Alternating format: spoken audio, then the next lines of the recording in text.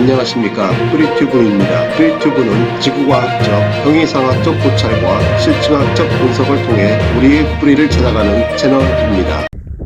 언어의 발달 과정을 진화론적 관점에서 살펴보면 세상의 모든 생물이 대부분 발성기관을 갖고 있으므로 언어는 태초의 소리에서 시작되었다고 할 수 있습니다. 사람도 최초에는 지구라는 자연 속에서 각자가 경험하는 상황에 따라 서로 다른 소리를 발성했을 것입니다.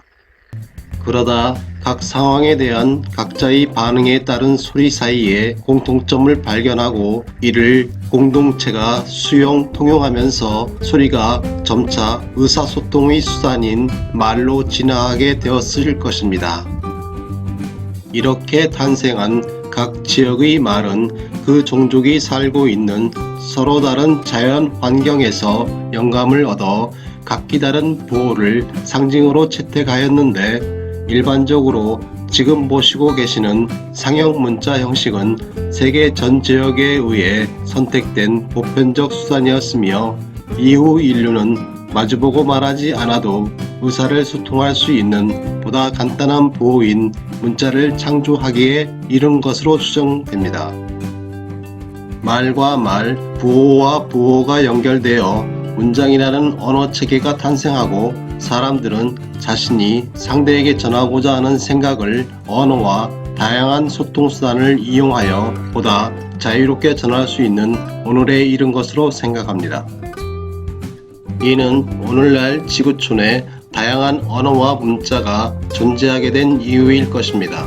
따라서 동아시아 지역에서 널리 통용되는 상형 문자 한자도 이와 유사한 언어의 진화 과정에서 탄생하였을 것으로 생각합니다.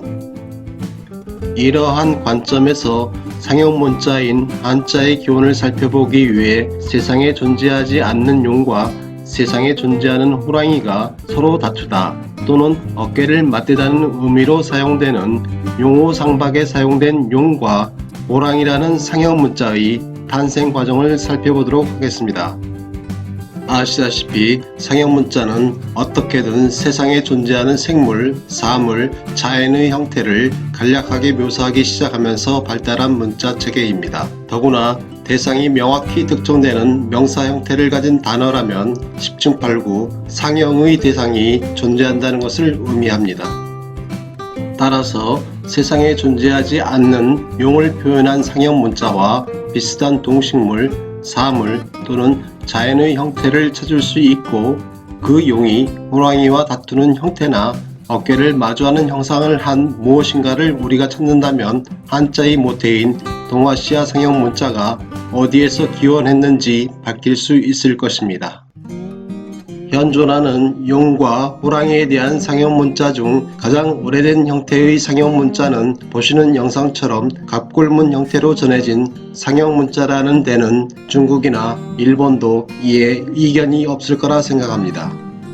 불행히도 이 지구상에 존재하는 생명체나 사물 중에는 호랑이와 싸우기도 해야 하는 보시는 갑골문과 같은 형상으로 표현될 수 있는 대상을 찾을 수 없습니다.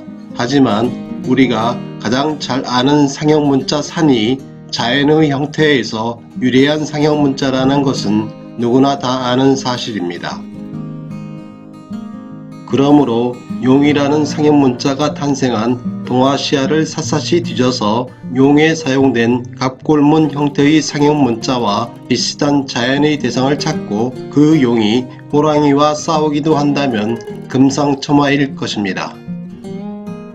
지금 보시는 영상은 각각 간빙기 현재 시점에서 바다인 서해와 빙하기에는 대륙이 되는 서해 및 서해의 해저 지형도입니다. 신기한 일이지만 간빙기 바다가 되는 서해의 모양과 빙하기 대륙이 되는 황해대평원의 거시적 지형이 보시는 영상처럼 용자를 회전시킨 형상과 닮았다는 것을 확인할 수 있습니다.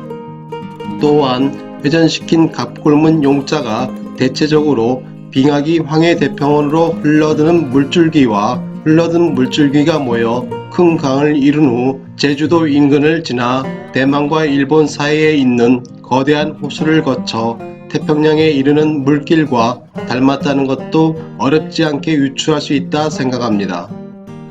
다음으로 보시는 영상과 같은 호랑이 호의 갑골문은 어디에서 유래되었는지 살펴보도록 하겠습니다. 물론 용과 다르게 세상에 실존하는 호랑이를 상형 문자로 표현한다면 보시는 갑골문처럼 표현할 수 있을 것입니다.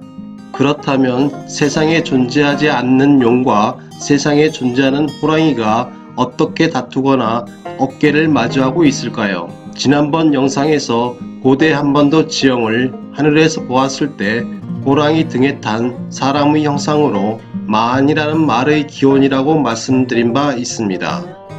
이에 근거하여 상형문자 용과 호랑이의 모태로 추정되는 서해와 고대 한반도의 강서대묘 사신도에 그려진 용과 호랑이 그림을 가져와 보도록 하겠습니다.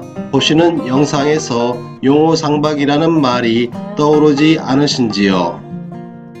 그렇다면 용과 호랑이라는 상형문자를 창조한 고대 인류는 무엇을 보고 용 형태의 서해와 호랑이 형태인 고대 한반도가 다툰다라는 표현을 하였을까요? 저는 여기에 상형문자에서 발전하여 오늘날 동아시아 인류가 사용하고 있는 한자의 기원과 관련된 비밀이 존재한다고 생각합니다.